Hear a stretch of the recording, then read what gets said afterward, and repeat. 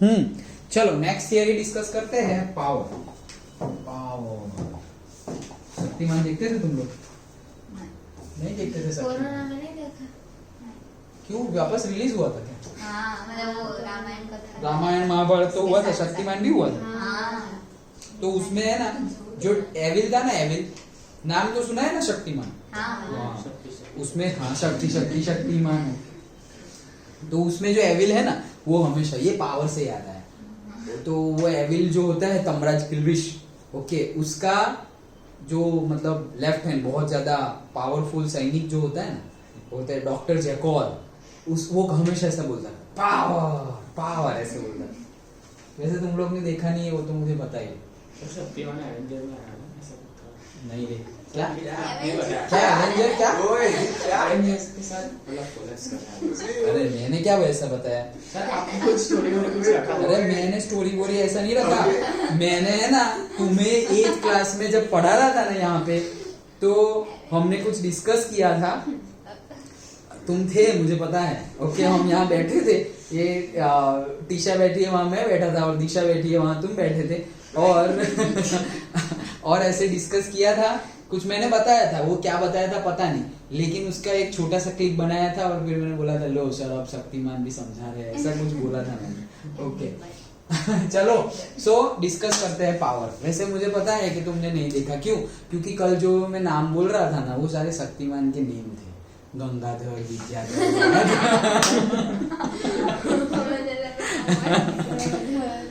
वो उसका नाम है पूरा, शक्तिमान का ओरिजिनल नाम। वैसे उसको दो डबल क्या बोलते हैं, उसे डबल रोल में दिखाया गया है शक्तिमान को। तो एक जो नॉर्मल वाला रोल है ना, उसमें ये नाम था उसका, ओके। चलो सो पावर क्या है? देखो हमने वर्क डन तो पढ़ लिया। सो वर्क डन के बाद ये पावर वापस क्यों पढ़ रहे हैं? पावर वापस इसलिए पढ़ रहे हैं क्योंकि तुमने कितना वर्क किया वो तो समझ में आ गया, ओके, उसकी वैल्यू भी फाइंड कर लोगे जूल में, लेकिन कितने टाइम में किया वो भी तो इम्पोर्टेंट है, ओके। मतलब जो सिलेबस हमें गिवन है वो अगर हम 4 साल में कंप्लीट करें तो नहीं चलेगा ना। वो तो हमें 1 साल में ही कंप्लीट करना पड़ेगा, ओके। तो टाइम कितना कंज्यूम, तुमने वर्क तो किया, ओके, लेकिन उसके लिए कितना टाइम लिया? तुम बोलोगे कि भाई मेरा स्टेमिना बहुत बढ़िया है, तो मैं तो यहाँ से कहीं पर भी, मतलब मान लो यहाँ से केदारनाथ चल के जा सकता हूँ, तो ठीक है, लेकिन फिर बोलोगे कितने टाइम में? बोलेगे लाइफ टाइम में। अरे तो लाइफ टाइम थोड़ी चलते रहना है, कोई पूरा एक टाइम इंटरवल होना चाहिए, तब बोलेंगे कि तुम्हारे अंदर स्टेमिना ज्यादा है। लाइफ टाइम चलने के लिए तो बहुत सारे ऐसे लोग हैं जो चल के चले जाएंगे, ओके। तो टाइम पीरियड भी इतना इंपॉर्टेंट है। तुम बोल दोगे कि मैं बहुत ही जल्दी सपोज फर्स्ट फ्लोर से 3rd फ्लोर में स्टेप से चले जाता हूँ, ओके, तो ऐसा बोलोगे कि बहुत जल्दी, तो थोड़ा समझ में आता है। नहीं तो बोले अरे first floor to 3rd floor तो मैं रोज ही जाता हूँ यार, कितने टाइम में? मैं आधा घंटा लग जाता है, थक जाता हूँ। तो आधे घंटे में उतना गए तो कुछ ज्यादा कुछ नहीं किया है, ओके। सो कहने का मीनिंग है time is also important, okay, time is also important. Work done कर रहे हो, ठीक है, गुड, लेकिन पढ़े तो नहीं रहे हो, वर्क डन इज नॉट 0। तभी तो कर रहे हो, तो वर्क डन कर रहे हो, दैट इज गुड, बट कितने टाइम में कर रहे हो, दैट इज ऑल्सो इम्पोर्टेंट। तो टाइम मेजर आ जाता है वर्क डन में। तो वही डेफिनेशन है जो हम इलेक्ट्रिसिटी 10th में पढ़े थे, work done per unit time is known as power. ये बोलो, या फिर नीचे टाइम आए तो हम रेट बोलते हैं, तो the rate of change of work done is known as power. 2 तरह के बोल सकते हैं, work done per unit time is power, और the rate of change of work done is power, okay, simple है। चलो, often it is interesting to know not only the work done on an object but also the rate at which this work is done, okay, rate मतलब time, so per unit time. So we say a person is physically fit if he not only climbs four floors of a building, हाँ वही चीज, but climbs them fast, सिर्फ 4 माले चढ़े गए वो important नहीं है, कितनी फास्ट गए वो भी इम्पोर्टेंट है, ओके। दोनों रेस होती है ना, नॉर्मल रेस भी होती है और मैराथन भी होती है, ओके। चलो, so power is defined as the time rate at which work is done और एनर्जी इज ट्रांसफर्ड, ओके। तो ये तीसरी हो गई, सेंटेंस को आगे पीछे किया है, अदरवाइज है वही चीज, ओके। फॉर्मूला से ही याद रखना हो तो वही वाली याद रख सकते हो, क्या? Power is work done per unit time, okay, और the rate of change of work done is known as power, okay. चलो, so the average power of a force is defined as the ratio of work done to the total time taken, obviously. तो ये जो power है वो कौन सा है, average है, ओके। इंस्टेंटेनियस पावर मतलब वही टाइम पे इंस्टेंटेनियस वेलोसिटी, इंस्टेंटेनियस एक्सेलरेशन हमने देखा कि भाई एवरेज एक्सेलरेशन, तो यहां से मैं सूरत गया तो मेरा मतलब वेलोसिटी थी मेरी 30 किलोमीटर पर आवर, ओके।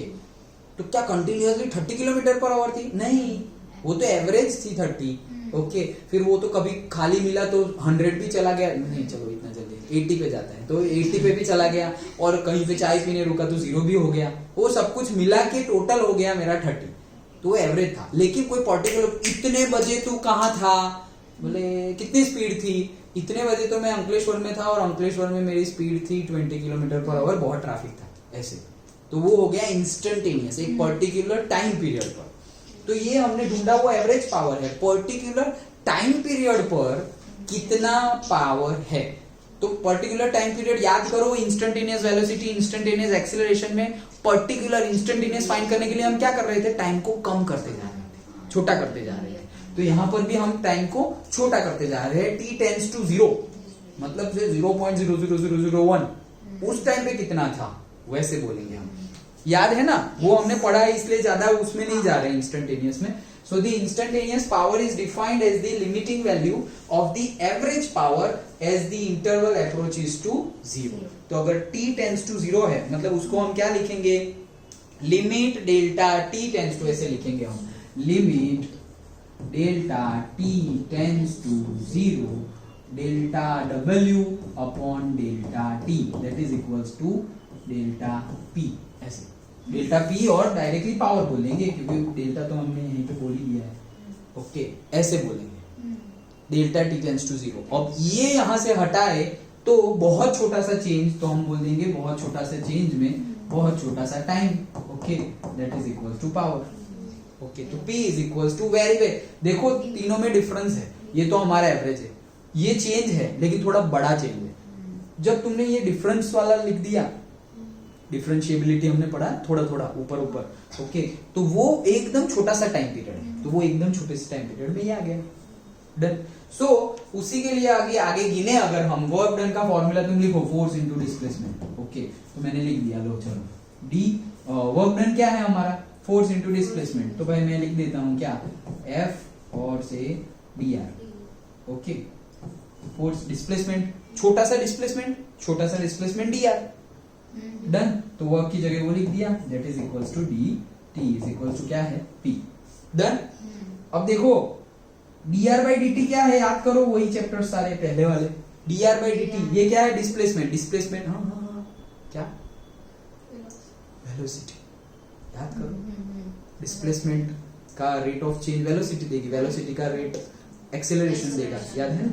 तो ये वेलोसिटी हो गई, तो ये क्या मिला है, इन शॉर्ट हमें force into velocity, F into dr dt मिल जाएगा। तो वो क्या हो गया हमारा, the instantaneous power can also be expressed as power मतलब क्या, work done per unit time. तो वर्क डन मतलब क्या, फोर्स इनटू डिस्प्लेसमेंट। तो फोर्स छोटा सा डिस्प्लेसमेंट था, तो डी एक्स बोलो, आर बोलो, whatever, dx dr divided by dt। तो dx dr बाय dt मतलब dx बाय dt और dr बाय dt को हम क्या बोलेंगे, velocity. So power is equals to force into velocity. तो हमारे पास दो फॉर्मूला हो गए, power is equals to work done per unit time and power is equals to force into velocity, done, okay. Where v is the instantaneous velocity when the force is f.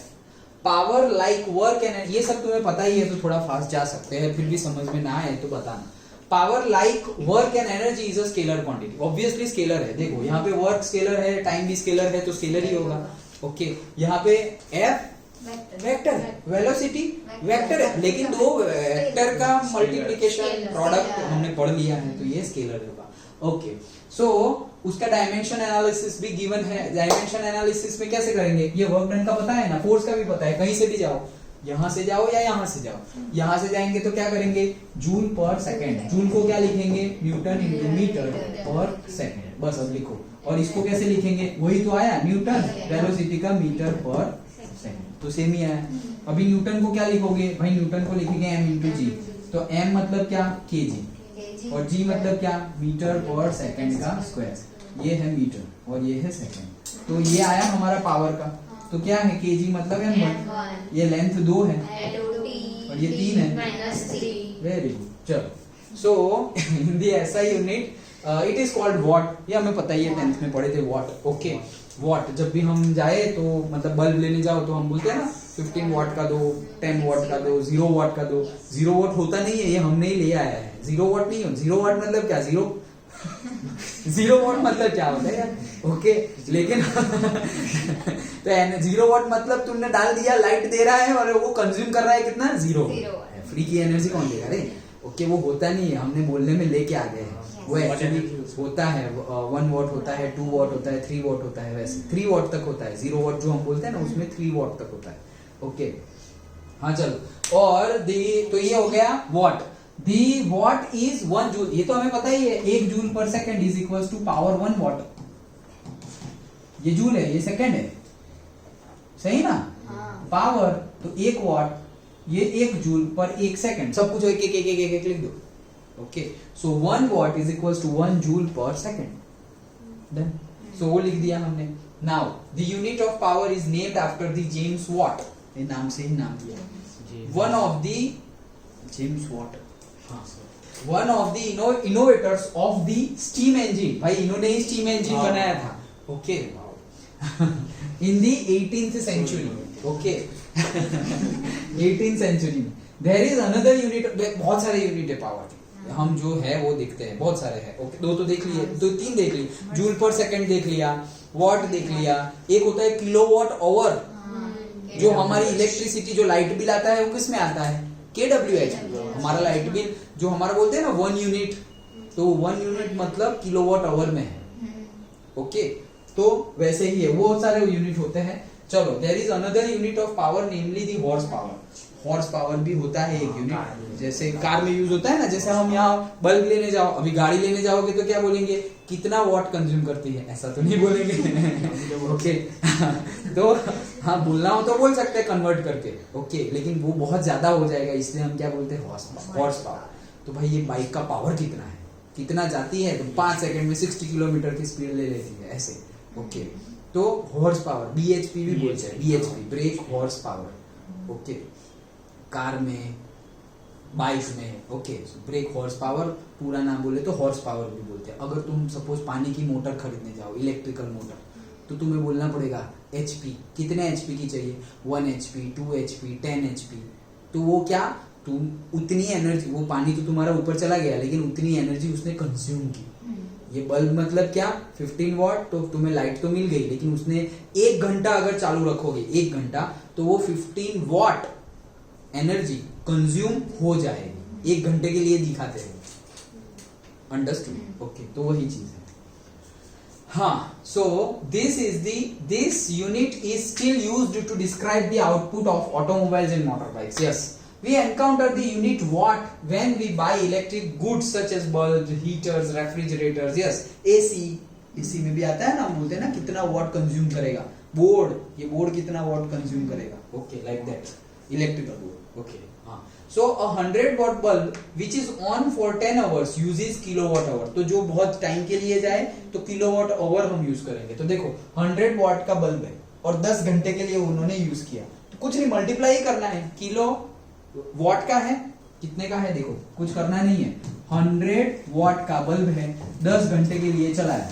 Okay, what को consume convert कर लो kilo watt में, तो कैसे convert करेंगे, 100 into 10⁻³ नहीं, -3। ये बड़ा unit है, छोटे में से बड़े में जा रहे हैं। ओके, तो 10⁻³ और ये कितना है, 10 आवर्स। दोनों को मल्टीप्लाई कर लो, तो 100 इंटू 10⁻³ इंटू 10, तो ये कितना हो गया, किलोवाट आवर। वो जो भी, हाँ, 1 kilowatt hour.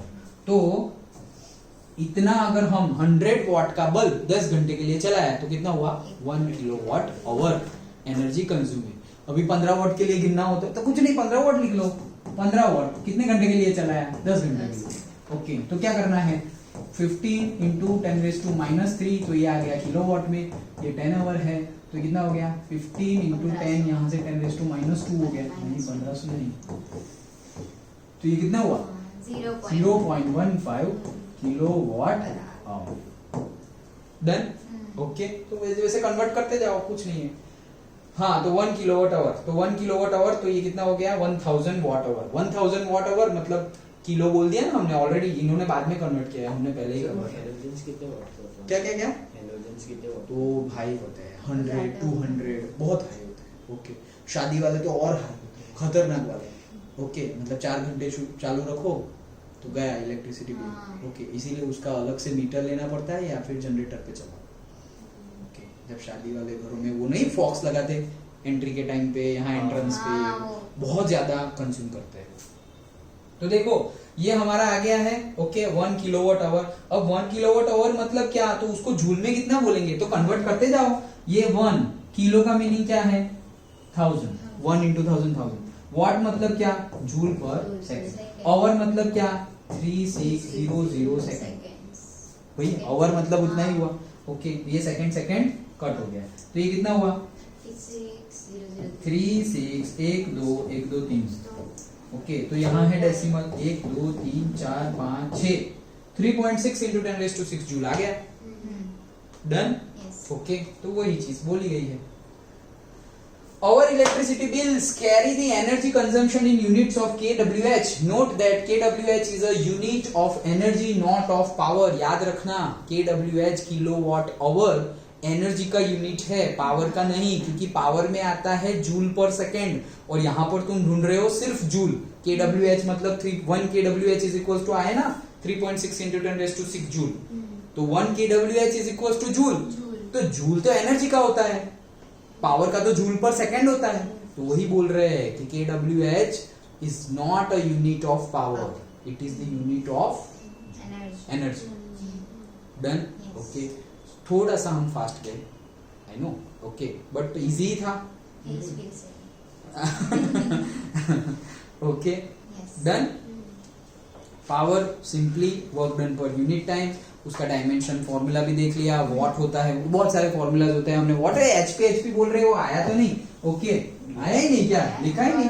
Okay so 1 horse power is equal to 746 आया था तो मैंने पढ़ा नहीं। कहाँ है, हाँ ये रहा। यस ओके सो वो याद रखना, इसके बेस पे एमसीक्यू आता है। 746 वाट कन्वर्ट करने को बोलेंगे। 10 HP is equal to how many watts, कुछ मल्टीप्लाई कर लो 10 और 10 तो 7460। डन। ओके तो वो आता है। तो देखो वॉट देखा, हॉर्स पावर देखा, देन kWh कैसे निकालते हैं वो देखा। ओके ऐसे न्यूमेरिकल्स हमारे आते हैं। और एनर्जी कन्वर्जन हमारा जो इलेक्ट्रिसिटी बिल होता है वो यूनिट होता है। यूनिट मतलब 1 यूनिट मतलब kWh मतलब वो एनर्जी का यूनिट है, नॉट अ पावर।